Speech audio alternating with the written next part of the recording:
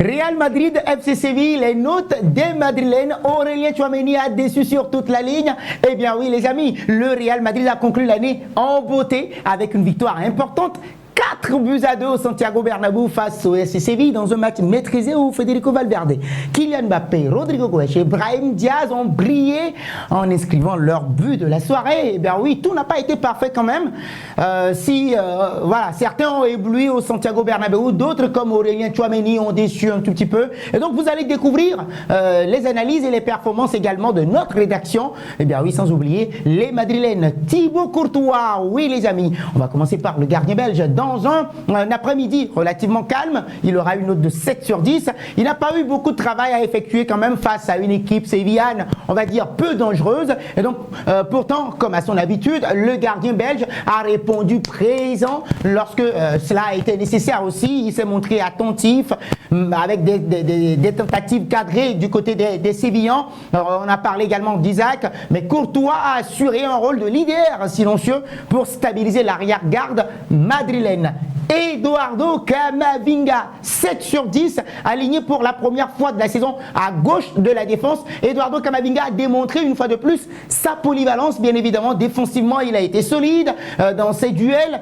Il a montré une belle lecture du jeu et une capacité également à intervenir avec autorité. Offensivement, il n'a pas hésité aussi à se projeter pour apporter le surnombre. Toutefois, sa part de responsabilité sur le but d'Isaac, oui, où son placement aurait pu un tout petit peu être meilleur, a légèrement entaché sa prestation globalement.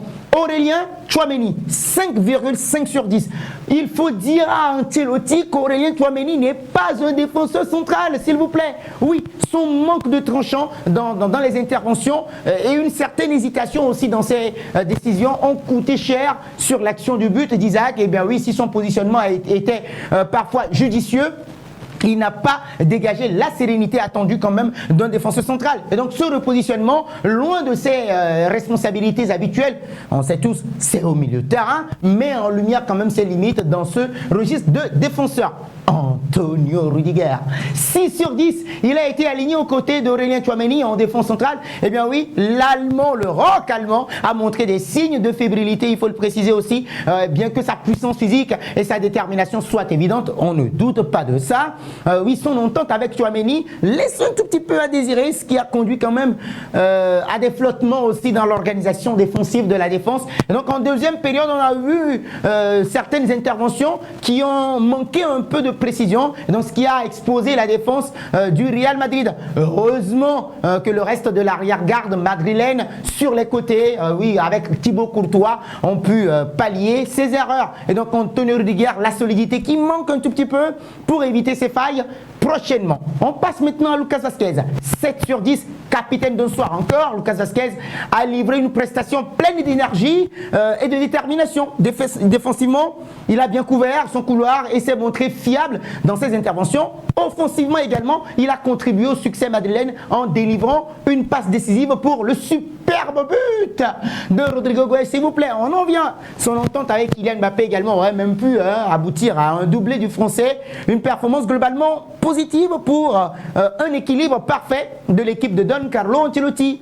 Federico Valverde, 8,5 sur 10. Encore une prestation époustouflante, énergique. Il était omniprésent au milieu de terrain. L'Uruguayen a dicté le tempo dans ce match-là. Ses courses, ses récupérations, ses percées dans les lignes adverses. Oui, son but, un véritable bijou, illustre sa capacité, bien évidemment, à marquer des buts spectaculaires dans les moments les importants du Real Madrid. Et donc, oui, en plus de son volume de jeu, assez impressionnant, Valverde a démontré une fois de plus qu'il est une pièce maîtresse du système de Don Carlo Ancelotti. Dani Ceballos, les amis, il gagne des points, hein? 7 sur 10 pour lui. Il a éclipsé aussi les performances de Federico Valverde à un moment donné et de Bellingham. Ceballos a été l'un des hommes clés dans la construction du jeu madrilène et donc sa capacité à lire le jeu adverse également et de son équipe, maîtriser le milieu de terrain, il a été précieux dans les phases de possession. On va dire qu'il a fluidifié entre la défense et l'attaque également et donc une prestation intelligente et efficace. Oui les amis. Jude Bellingham, 7,5. Il était de retour à son meilleur niveau également et donc oui, il a été une nouvelle fois on va dire, une figure incontournable du milieu de terrain, toujours disponible pour recevoir le ballon, le porter vers l'avant, casser les lignes, alternant jeu court et longue ouverture également avec justesse. Sa capacité à se projeter vers l'avant a mis en difficulté la défense sévillane et il a failli même marquer sur plusieurs situations aussi. Hein. Donc une prestation solide et prometteuse. Brahim Diaz aura la même note 7 également, tout comme Brahim Diaz, Dani Ceballos, lui aussi offensivement il en a apporté, ses dribbles, chaloupés, sa capacité à provoquer, en créer des espaces pour ses coéquipiers, notamment sur l'action qui mène justement au but de Rodrigo Goes. Et donc il a manqué aussi d'efficacité dans le dernier geste, ce qui aurait pu lui permettre de peser davantage sur la rencontre. Mais en seconde période, on a vu le Marocain retrouver le chemin des filets grâce à un sublime, on va dire, une sublime passe de Kylian Mbappé, dans une performance correcte, mais on va dire perfectible également. Rodrigo Goes, 8 sur 10. Il est dans une forme étincelante depuis son retour de blessure. Et donc oui, il a encore une fois fait étalage de son talent, bien évidemment. Il a été un poison constant pour la défense des Sévillanes. Il est passeur décisif pour Kylian Mbappé. En début de match, il a également inscrit un magnifique but, récompensant une performance complète. Sa confiance retrouvée justement se traduit par une influence grandissante dans le jeu du Real Madrid. On va terminer avec Kylian Mbappé, 8 sur 10. Il était également de retour de blessure. Il n'a pas tardé à rappeler pourquoi il est l'un des meilleurs attaquants du monde. Beaucoup n'aiment pas qu'on dise ça parce qu'il a connu des débuts difficiles, mais il a marqué un superbe but sur une passe de Rodrigo Goes, faisant preuve d'une précision clinique et donc oui, pour doubler la mise.